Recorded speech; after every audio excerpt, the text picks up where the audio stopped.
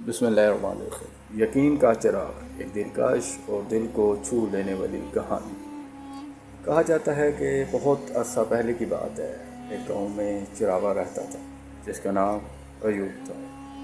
अयूब का ताल्लुक़ नहायत गरीब घराने से था। उसके वालिदैन की वफ़ात हो गई।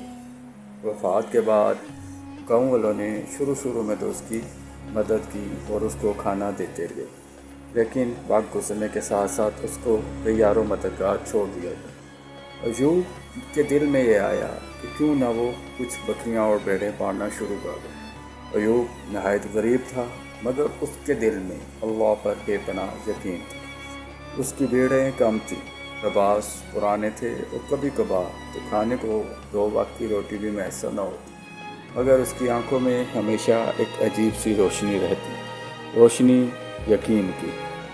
रोज़ सुबह वो अपनी बकरियां लेकर पहाड़ की तरफ जाता, बांसुरी बजाता और अल्लाह का शुक्र अदा करता। या अल्लाह, तूने आज का दिन दिखाया, बस बाकी सब तेरे हवाले। एक दिन की बात है, पहाड़ पर अचानक मौसम ख़राब हो गया। आसमान पर काले बादल छा गए, बिजली चमकने लगी और तेज़ बारिश शुरू हो गई।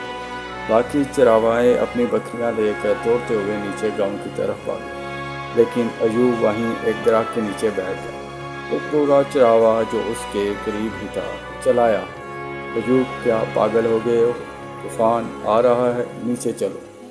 अयूब ने मुस्कुराकर आसमान की तरफ देखा और कहा, जिसने ये बादल भेजे हैं वही मुझे बचाएगा। बारिश तेज़ होती गई, मगर अयूब दरख्त के नीचे बैठा रहा और मुसलसल अपने प्यारे अल्लाह से दुआ मांगता रहा।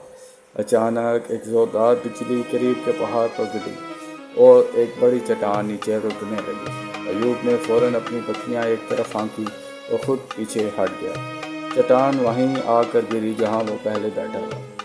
बूढ़ा चरावा जो कुछ फासले पर खड़ा यह मंजर देख रहा था, दौड़ता हुआ आया और अयूब को गले लगा लिया। अल्लाह तेरा हामी और नासिर है बेटा, तेरा यकीन तुझे बचा ले गया।